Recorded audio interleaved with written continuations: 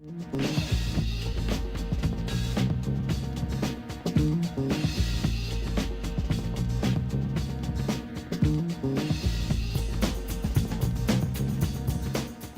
you also brought up labor unions. What's the role of labor unions related to the future of work? I know we talked a lot about coding. Retail is a sector that's being affected by automation, so are others. Can you talk a little bit more about the role of labor unions in tech?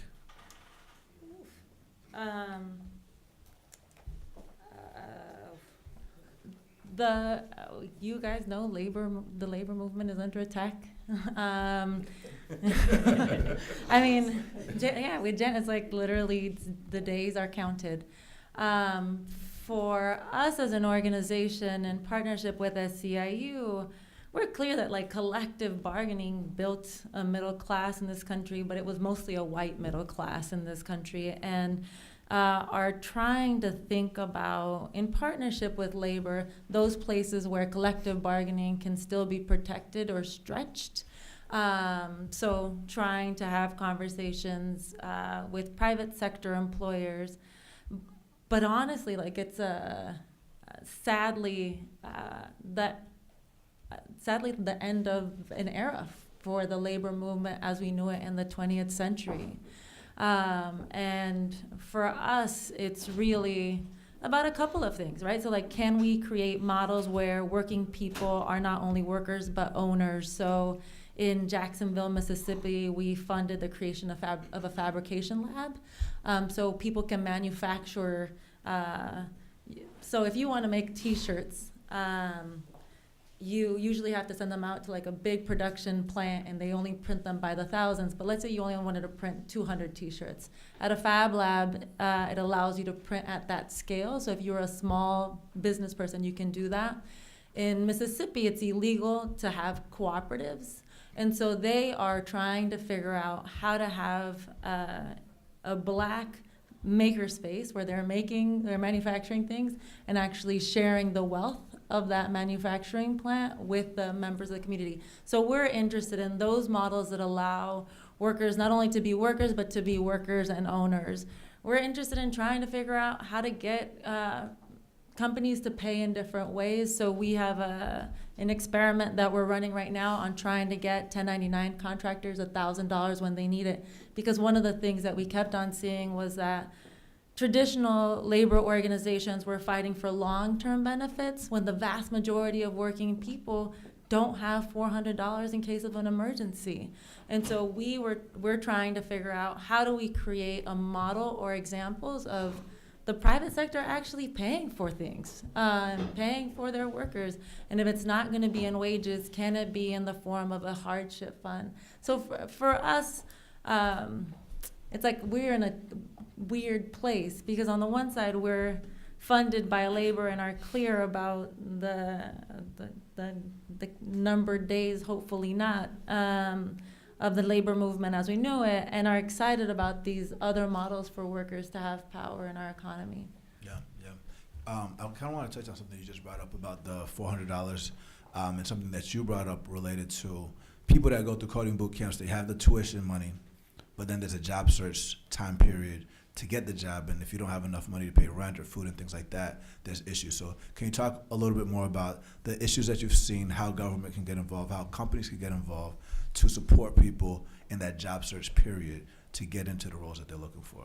Yeah, so a few of the challenges we've seen and places where like racial disparities come into play is one of the biggest things is that for Latinx communities, when you're going to a coding boot camp, you're taking a big risk because you have to support your family, like oftentimes. And if you're taking 6 months off to like go to school, that's 6 months of you not supporting your family. Whereas, you know, if you're coming from a privileged background, you know, your parents are paying for you to go to the boot camp and you don't have to like worry about like how you're gonna like cover your expenses. And so there's a lot of great programs out there that do support people who, like one is like Hack the Hood here in Oakland. You know, they provide like a stipend to their students so that they can, you know, learn these skills.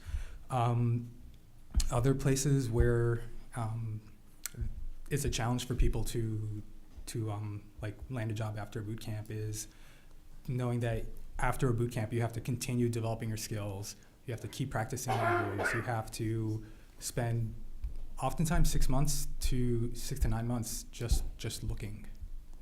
Got it. Go ahead. I would say, I mean, one big thing that you didn't mention that I know is like right there was housing. A lot of people who are going to these boot camps are sleeping on couches. They're figuring out what Airbnb, like couch surfing, figuring out what Airbnb's unemployment looks really different in 21st century. And a lot of them are students really trying and really working really hard to move forward and to learn tech.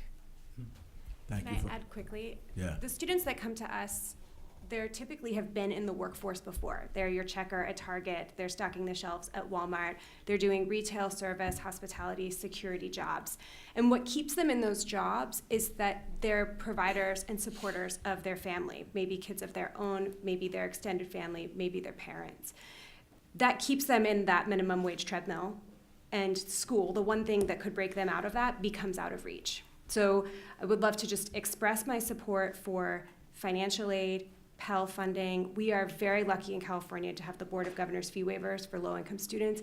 These funds make a huge difference in the lives of students and make higher education achievable. It's still a really hard road, and if there's anything we could do to build that up, I think we'd see some really dramatic outcomes in our workforce.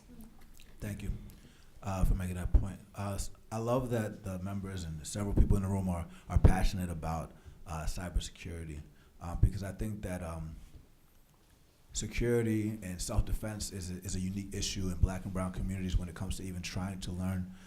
So, Idalene, since you are a leader in cybersecurity, can you tell us a little bit more about how we can prepare our communities with self-defense in the 21st century? In the 21st century, what we're living in today is the prison no longer has walls. It's digital. So although we applaud California and other places for decreasing their prison population, what we see is that we're living in a digital surveillance state. And the people who are most impacted oftentimes are people who are receiving benefits from the government and who are poor working class communities.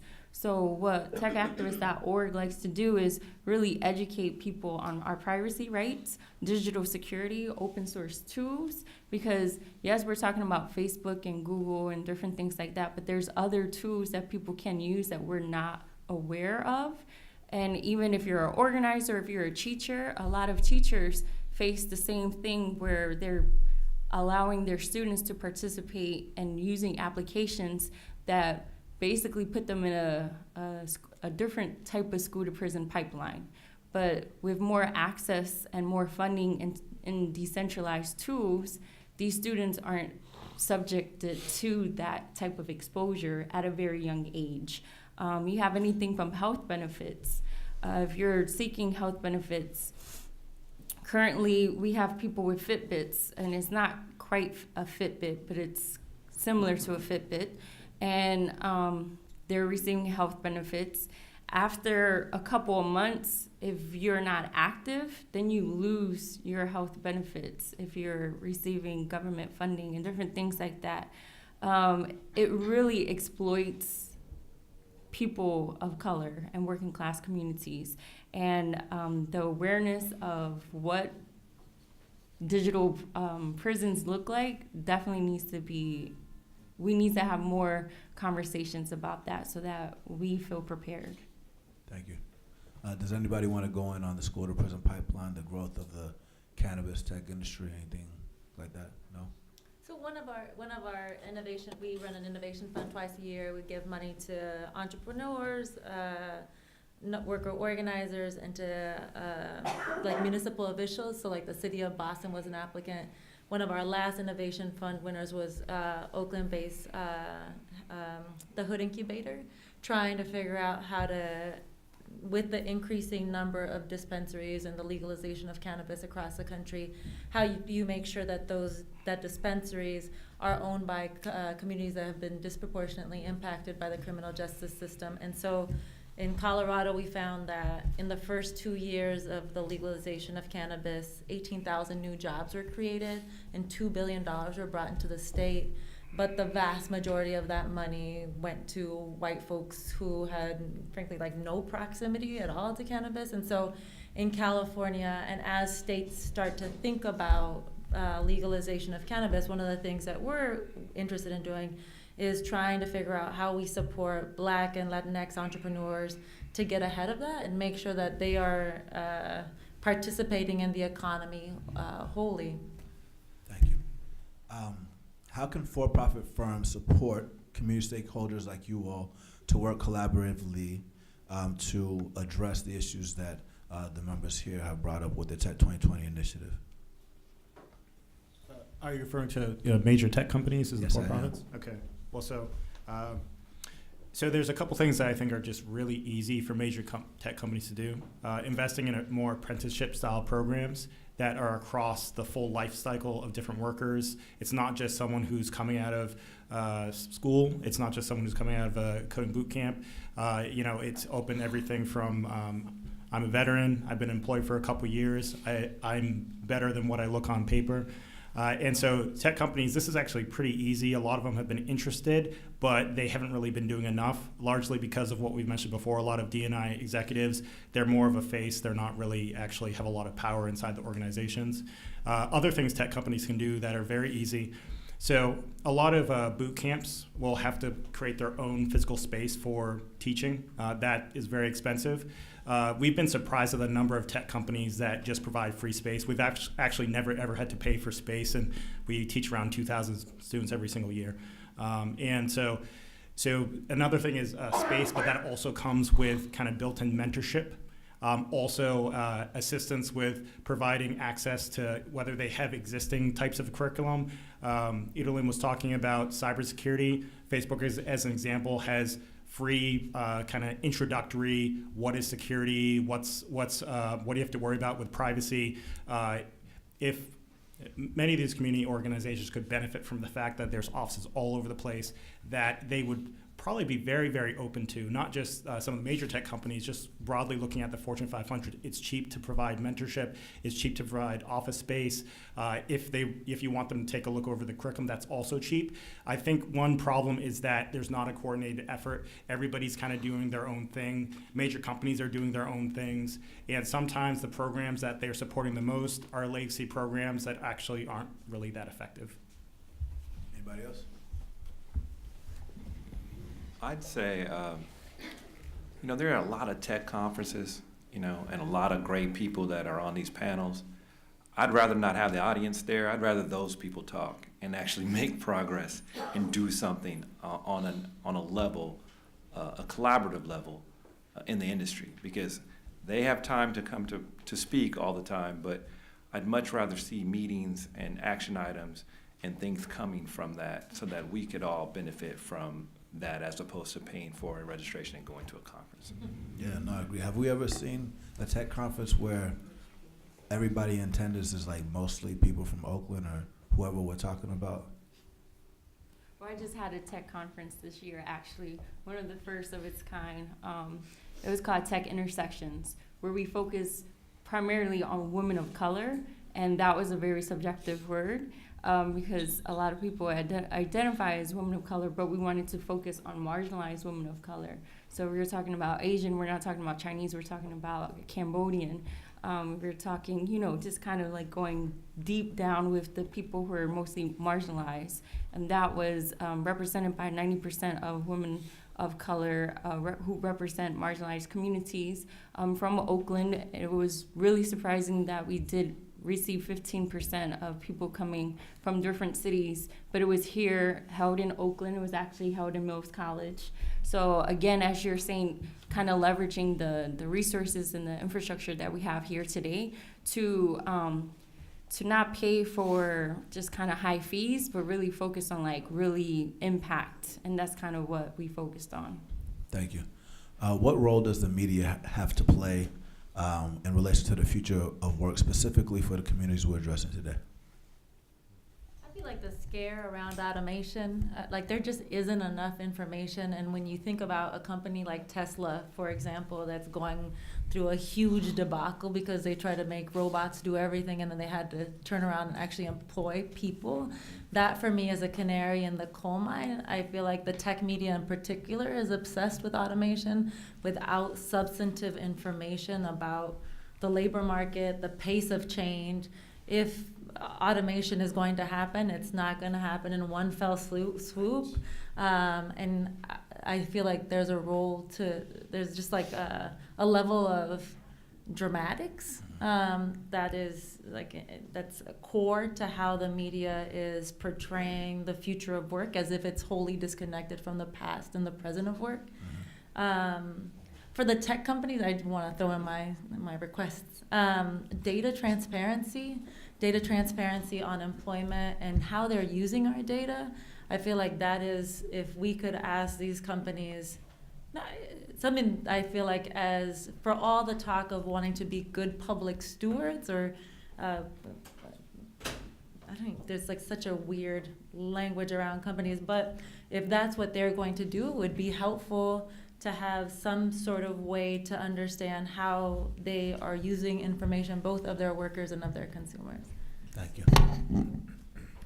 I would say from the media standpoint, first question would be that they need to tell better stories. Yeah. So I think we hear a lot, and we're inundated with stories about Facebook and the privacy issue, but we don't hear stories about organizations right here in this room that are doing work to diversify the tech industry. And that kind of loops into what I think we need. Like, my reason for being here is that I feel like Oakland is the epicenter of what a tech industry can look like. It's just here. It's everything from the community colleges to the nonprofit organizations that are doing work on the field. And we don't get the support that we need. So, like, I don't think that there's probably anybody at any of these tables that's doing this groundwork that says we have enough money to do the work that we need to do. Like, we don't have enough money. And I think that's problematic when we're sitting right here in the heart of Silicon Valley, and when you're meeting with these tech industries and these companies this week that say they are committed to diversity, but the folks that are from the community doing this grassroots work don't have enough support to do what we need to do. The answers are here. Like, we know how to fix it, but we're just not given the support that we need. And we need to get at the root of that. Like, why is that we don't have the support that we need to drive programs at California community colleges? Why don't we have it at Black Girls College? Why don't we have it at Level Playing Field? Why don't we have it at Social Engineering Project? We're the ones that are actively working to bring more Black and brown, and I would also say intersectional personalities to the forefront. And if those companies are really committed, then we should be having a different conversation when you guys are here next time. Can you talk about what you did with Hidden Figures and Empire and the impact that had? Oh, yes. Wait, what? I think on the media standpoint, like, we did a lot of work both with Wrinkle in Time, Hidden Figures, Black Panther, to really make sure that this image of what it means to be a computer scientist had a broader lens. So really working with media at a very strategic level to make sure our kids of color were both seen as innovators and were able to see those people that were trailblazers. And also, I think, just to make sure they had a voice. So, like, when we see the end of Black Panther and that center is built in Oakland, like, it's in Oakland. Like, I saw this in Paris, and I was like, yes, Oakland. That's important because we don't have that. But I think that painted a picture of what the future could be if these tech companies really stepped up to the plate and put some real actionable dollars behind the lip service that they pay to diversity and inclusion. Yeah, the only thing I would add to that is the lip service piece is they're so infatuated with the PR spin and also because of the way tech works, scale. So everything is focused on, like, oh, how do we touch or reach millions of students at a time? Like, look, the numbers in tech are so abysmal right now. Like, let's see deep investment to really, like, get students moving forward. Let's really see transformation and stop measuring based on how many students do we reach. Like, it's just still that PR spin. How many students do an hour code? Right. 15,000 hours. Yeah, exactly. I would compare the current status quo to like where we were before the EPA came online, and when you look at disparate impact that's happening across the Fortune 500, and they're not accountable for that impact, and they're not held accountable for that in terms of where the dollars and cents wind up on their balance sheet. And if it was the case that they can't produce these externalities without it winding up on their balance sheet, I would think that Oakland would start receiving the only missing piece of the puzzle, which is the money. Right. So I think that is something that's I think a big piece of the puzzle. Yeah. Yeah. Can I add to the comment about the media and having people that look like you? Yes. That is so important, because right now one of the biggest things that we see in our community is imposter syndrome is a huge problem, and having role models is a way for you to know that this is a goal that you can work towards, where even if like you might not know somebody in your family who's doing it, like you at least have somebody else who can like show you, like, hey, I'm capable of this. Yeah, yeah. No, I'm really excited about this conversation because every single person in this room is powerful and is doing things that are great individually and sometimes through partnership. I would love to kind of like close before Congresswoman Barbara Lee provides her commentary by having a little brainstorm session about what we can do together that to hold ourselves accountable to the things that the Tech 2020 initiative is addressing, and just kind of like see if we have some takeaways that we could work on before we leave here. Anybody can start. I want to follow up about the growth mindset. What about colleges with boot camps? Maybe something. Any ideas? Elo, want to chat? Sure. Specifically for the members, there are several levers that you do have. We have an administration that is opening the doors to the for-profit sector. We have to be very careful about how that impacts communities of color, particularly as it relates to accumulation of debt. Because at the end of the day, we're trying to help individuals grow wealth, and saddling them with debt is a recipe for that to never happen. So gainful employment is a big issue. We just had the rulemaking session with the department. They could not agree, so they're going to draw up their own rules. I think the more pressure we can put on the secretary to ensure that future rulemaking is done in a way that levels the playing field but doesn't advantage the for-profit sector. Because at the end of the day, the people that we're talking about are in broad access public institutions, like the community colleges, like the California State University system, like the UC, on and on and on across the country. So we have to be very careful that we level the playing field and not give the advantage to the for-profit sector. Second, the use of Pell. In order to do the things that we're talking about, whether it's partnering to offer boot camps, at the end of the day, we want to make sure that these individuals can pay for that education and pay for the cost of living while they obtain that education, and not have to borrow to gain that education. So I know Senator Alexander and the Senate Health Committee are seriously looking at short-term Pell. And so we support that, but as long as that short-term Pell is used to give individuals quality credentials, that's key. And then the last thing I'd say, is the more that we can bring together the Congressional Hispanic Caucus, the Congressional Black Caucus, the Latino Caucus in California, and the Black Caucus here in California to really coordinate these efforts, the better for us in the field. Agreed. I would like to add that I think we should probably exchange contact information and actually meet. I know the last time we all got together was probably the last time you guys were here, and that's not really doing a lot of collaboration. I know that many of you have programs and serve students that we don't serve. So if we could be better advocates for one another, and if you have pre-middle school and that's not a lane that I have, we can work together on getting your students, in a pipeline that's going to be, comprehensive. And also students that are going to boot camps and that kind of stuff, that we understand and know what you're doing so we can send people your way. I think that, and meeting on some frequent basis. Love it. So you're going to organize it, or I'm going to organize it? I think you were going to organize it. Hey,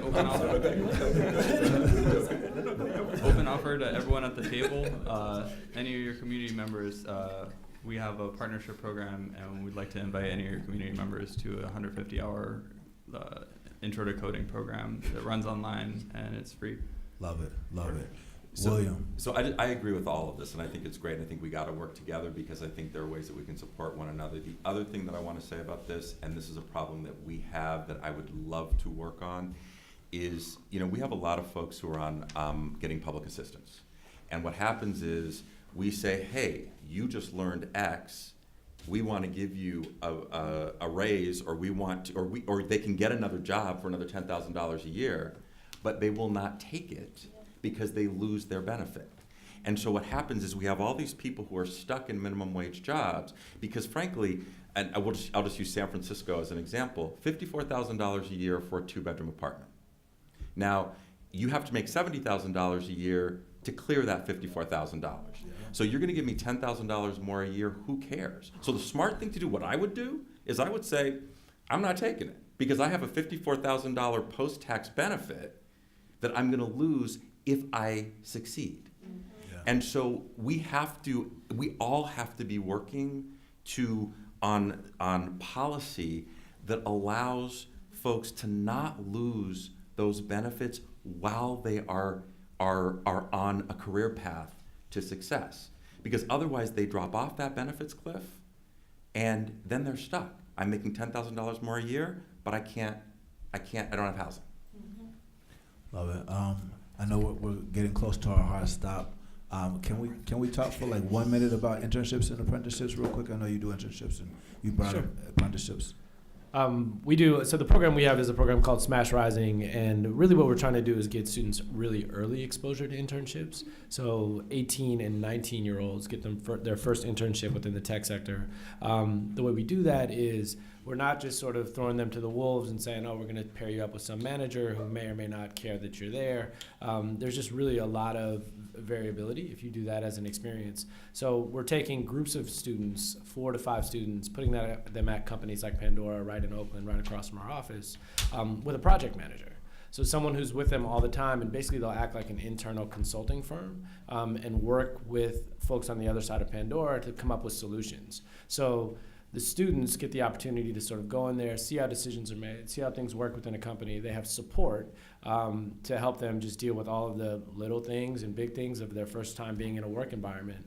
And then the companies also get a look at a really different pipeline of talent. So they can get out of this mode of we get all of our engineers from 1 of 5 schools, and that's the only way we do things. Thank you. Emily?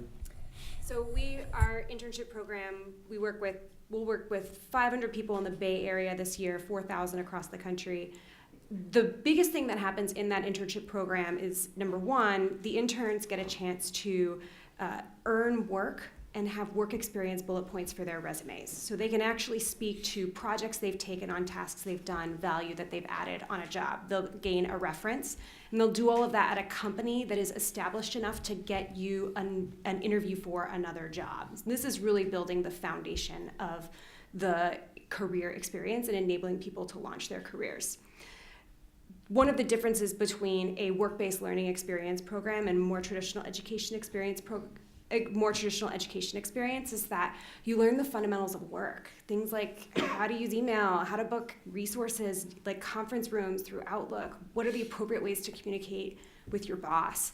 And these are really vital skills that often are not taught in educational environments, but they're crucial for anyone who needs to have a job. So the work-based learning experience, I can't speak highly enough of it because it really does transform the trajectory. We're seeing that year up graduates 5 years out of college, 5 years out of their year up experience are making the same as the average college graduate 5 years after graduation. Thank you. You want to say something? And then I also want Kimberly to talk about how high school's too late and now we'll be done. So we have a tech talent shortage, but I don't think there's enough discussed about how hard it is for tech companies to even sift through and assess people that are applying. Intuit, as an example, has 30,000 to 40,000 of these like intern applicants every single year. And the way that they end up trying to identify who they should or shouldn't hire, some of it's automated, some of it's humans looking at resumes and what's the internship, what was your last internship, what's the school that you're going to. And so it's very challenging as they're looking at the variety of different programs or sources or schools for them to be fair and effective at evaluating people. Our program actually initially was an internship program inside of Facebook where we've run multiple types of programs like that.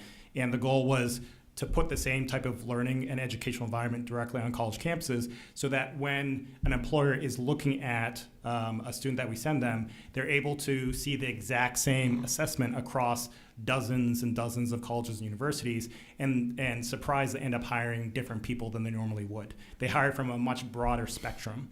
And so our experience has been, and one reason I keep saying, we have to collaborate and chat more with one another is because right now it's very challenging for tech companies to even appreciate who the people are that they're missing. And they don't really necessarily have the tools, but I think the organizations in this room individually have been trying to build our own assessment systems. And if we're able to collaborate, then you end up, instead of representing a drop in the bucket, you represent the opportunity for companies to be hiring much larger volume, and you become something that's strategically really critical for them. Okay, I think we're ready to close. First, let me say how much I appreciate this discussion because all of you have, first of all, confirmed a lot of what we have learned through our visits with the tech sector, and really given us some ideas and suggestions out of the box because clearly, what the traditional ways of looking at racial equity and parity is they're not working. And so thank you for sharing these ideas, and we've got quite a bit of work to do. We look forward to our continuing work together. A couple of things I want to mention. One is I came to a couple of the SMASH programs, 200 primarily African American and Latinx boys. At every one of them, barring none, had a little business card, okay? And they all told me about their apps they were developing and this and that and the, they were entrepreneurs. And then I went into another room and they were developing their apps as part of their project. And their apps, I guess they were apps they were putting together, were not around traditional kinds of problem solving or what they wanted to do, but it was around social justice issues, like how can we make sure that our parents have a decent standard of living? How do we find affordable housing?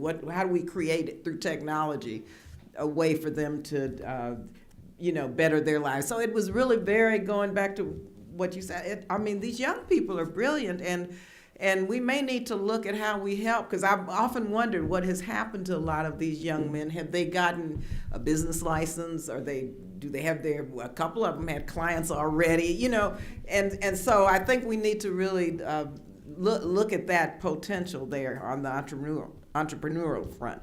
And then finally, let me say, I have young people I work with who are primarily African American around gun violence.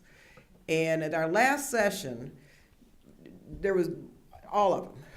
We talked about guns, getting guns off the street, the fact that one young lady, I think she's in the 11th grade, 20 of her family members or friends have been shot. All of them had the trauma of gun violence in their lives. But they told me, they said, this goes deeper than this.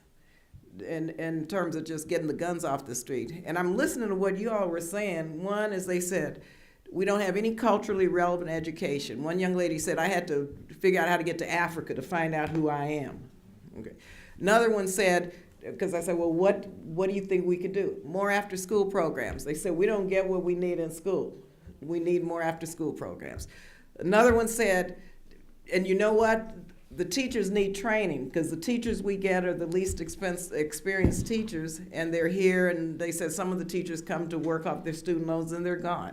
And so everything you have said here today confirms what these young people have been telling me over and over and over again. And so I'm, not that it's good to hear you see the same dynamic taking place. And so we have to, I think, listen to more people outside of the tech world to figure out how to get the tech world to respond appropriately, because clearly, and I know Congresswoman Waters and Butterfield and Meeks may have some ideas around regulations, because at some point on our front, we're going to have to do something to make this work. So thank you again very much. And I'll just ask everyone to do a closing statement, but we look forward to working with you in the future. Thank you. Well, I just want to associate myself with the remarks of Congresswoman Lee. We thank you so very much for the work that you do every day. What we do in Washington is multifaceted, but what you do in your space is very concentrated on technology and developing talent. And so thank you for all of that. As I've sat here throughout the day, and it's been a long day, it's not over yet. We have one more visit after this. But as I sat here listening to all of the conversation, what I couldn't help but to think about was the small communities in my congressional district that are very low income, high numbers of African American students, bright students who are in elementary school and middle school, and then when they get into 9th and 10th grade, they drop out of school.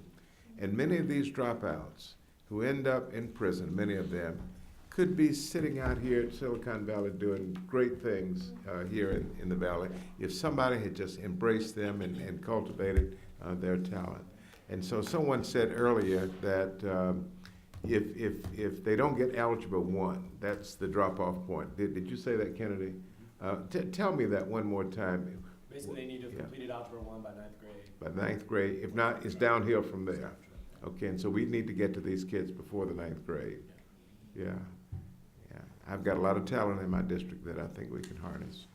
Yeah, so thank you. Thank you so very much. Well, let me just say that it's unusual for members of Congress to sit this long and listen.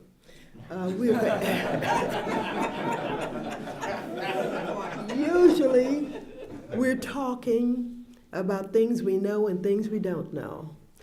And I could not help but think about the recent Senate session that was held, on the Senate side, when they had Mr.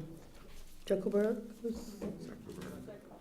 come to talk about what was happening with Facebook. And the senators didn't even know what questions to ask. As a matter of fact, I'm told, I didn't really see it, but it was described that senators were asking, how do y'all get paid? How do you make money? Well, that was a lesson. It was generational for the most part. And the members of Congress have just glorified in this high-tech industry and all that they do, et cetera, et cetera. But we don't have a lot of regulations, And now that we've had some hacking into the DNC, and we understand how, some of us understand better how the ads work and how the targeting works, we're going to have to pay a lot more attention. Now, we should never threaten anybody. But I want to tell you, it's time for the high-tech industry to understand that some of us are going to be about regulations. And in this conversation that we've got to have with them, perhaps we can have a conversation about diversity.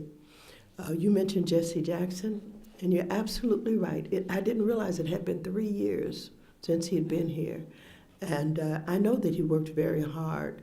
I don't know what happened as a result of all of Jesse Jackson's work. And you're absolutely right. He may not be able to continue, to do what he was doing. but at least he had at least a reputation for pushing, for leveraging, for urging that was been helpful in the business community over the years. And so I think it's going to have to be more of that. Several things are going on in our country. The teachers are walking out, and we should all support them. We support them earning more money. They do want to have better training. They want to be treated better.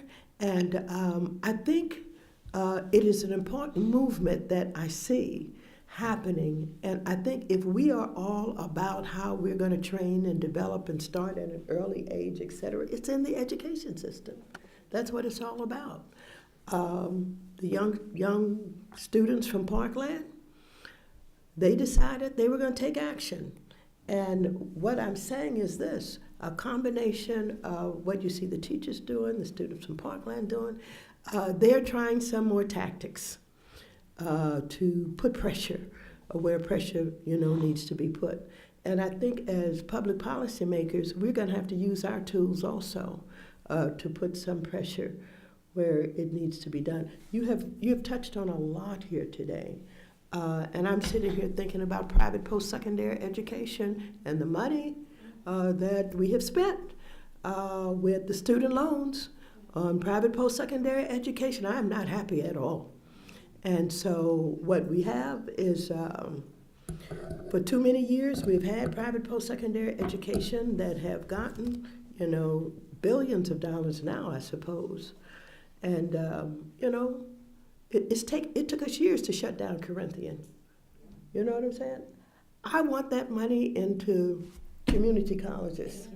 I want that money where we can at least hold some people accountable for, educating our children and getting them prepared.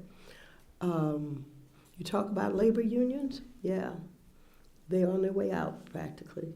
And it started some years ago with the air traffic controllers. And it has just gotten worse and worse and worse. And it has not been really dealt with, I don't believe, in the high-tech community in ways that perhaps could produce some more protections and some more benefits, et cetera. On the way here, I was reading about robots and all that is happening, et cetera. And,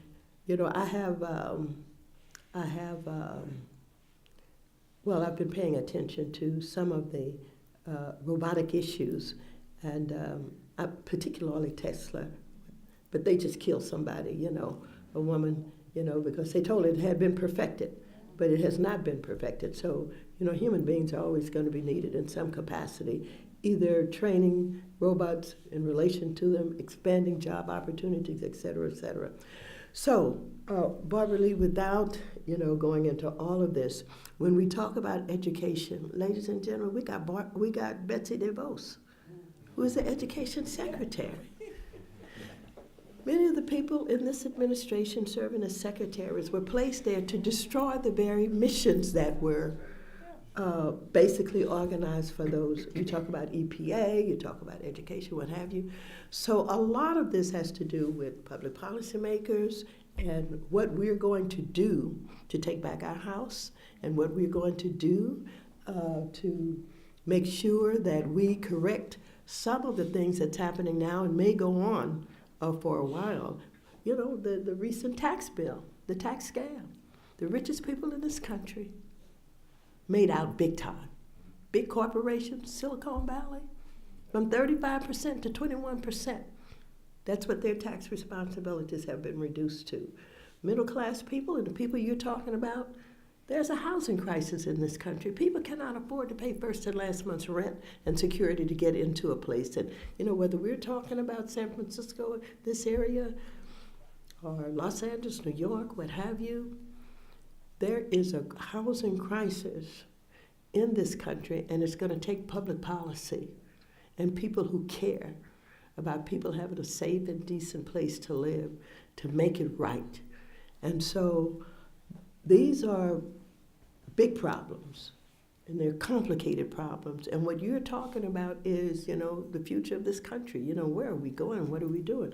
Out of all of this, I certainly was so pleased to hear you say that you have 600 250 employees, that a combination of support from Google and some other people for these people coming out of, who've been incarcerated, because that is a big problem about what happens to them when they hit the streets. So we hear you, and I'm glad that you had us here to just sit and listen.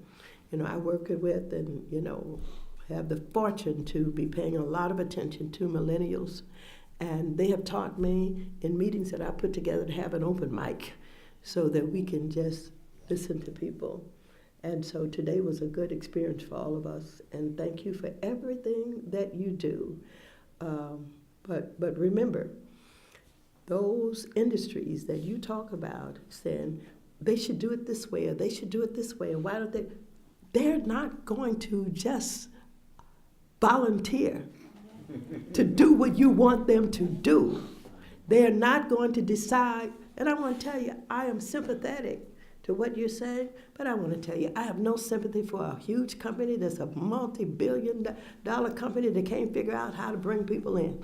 You know what I'm saying? That's a problem. That's a problem that somebody could sit in a back room one night and just solve.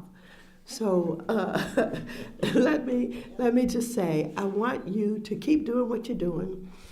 Any opportunities that you have to inform us about what you see that we could be doing something with in public policy. Any opportunities you have to encourage young people who want to be more active, who decide that maybe a couple of hundred want to go visit somebody on a particular, encourage them to do it. Because it's going to take all of this. Otherwise, we could end up going backwards. Thank you very much. Thank you. I want to join my colleagues in first thanking you for what you do on a everyday and regular basis. It is absolutely essential. And though you are based in California, as I was sitting here, I'm just thinking of the massive job that we have to do because it's virtually in every state of this union. There's work to be done. I mean, starting with making sure that we have a strong public education system that is not antiquated. I think about just listening to you and everything that is going tech, because you're right, everything is in tech. And I think about our educational system as it's set up. It was really set up when we were basically just an agricultural economy. And we have not changed things to move them around to deal with the realities of today. And the problem that we have on top of it is the kids that you're talking about here are not just competing with kids here. They're not competing with kids just in California or just in the United States. They have to compete with kids on a global basis. This thing is, the way the world is much smaller now than it's ever been. And just listening to you, where opportunities and jobs can be, is almost any place in the world, because that's what we have, and kids are coming to look for these opportunities. So our kids have to be able to compete with everyone. And they have the ability if the doors are open to them. I'm listening to you talking about all of the other jobs and how we're going to make sure that they have health care and basic rights and make sure that, that they're not discriminated against. And being a contractor, that's going to hurt where we're going to be in 20 years, because that's where we're heading, but we're not thinking about that. It tells me I better start thinking about that as a legislator, because we do see the number of individuals in labor getting smaller and smaller and smaller. What you mentioned at the end, we've got so many people now, not only young people, but you talked about those that wanted to, or that needed to be retrained or uptrained. A lot of those individuals, whose jobs are gone because of technology, they have mortgages to pay, and they're still trying to put their kids through school, and if they're going to be able to take a job that's being created, how are they going to pay for additional training? They need to be paid while they're getting that additional training, knowing that they're going to get locked into a job. And I've happened to see some of what they've done in certain countries in Europe, for example, to try to make sure that there is no displacement. They will train individuals. They know that the company is shifting. They know that the jobs, so they will train the people while it's shifting. They continue to get paid while they, so they never lose out, and they continue to support their families. We're not thinking about that. And we're not doing that in this country. And yes, you know, what Maxine talked about of trying to figure this out, these fintech companies that's coming on, how do you regulate to make sure that they're participating in the proper way? I mean, we've got to rethink even some legislation that we had or regulation that we had because it's outdated. And we're doing that now, for example, with the Community Reinvestment Act. And how do we make it more relevant today so that the investment is not only, yes, we want the investment to be in some businesses, but some of that investment should be in some of the community schools. You get credit for community investment, and it should be with a strong dollar amount that has to be in there in order for it to count. So this has been tremendous for me. And lastly, I'll just say this. The ability to talk to one another, as you talked about, I know that's tremendously important. And in New York, part of the problem that I have as a legislator, is as opposed to talking to one another, everybody's competing for the same amount of money or competing for the same thing and not knowing and organizing it and having it so that one knows what the other's doing and trying to figure out how to work together. So that suggestion is absolutely right on point in my estimation. Again, thank you for all that you do. Thank you, Ruben, for being such an excellent moderator. And I want to just say, I hope that out of this meeting, you all will stay together and collaborate and keep us in the loop. But also, I have one small assignment that I mentioned earlier. In spite of the fact that we know this administration and the Department of Education and their disdain really for public education, I'd like to get your thoughts on for us in terms of input into what you would want to see that would make sense for this new $50 million, whether it's teacher training, whether it's entrepreneurial development for young students, whatever you think makes sense. It would help us as we develop our approach to the Department of Education for this funding. Thank you very much again. Thank you.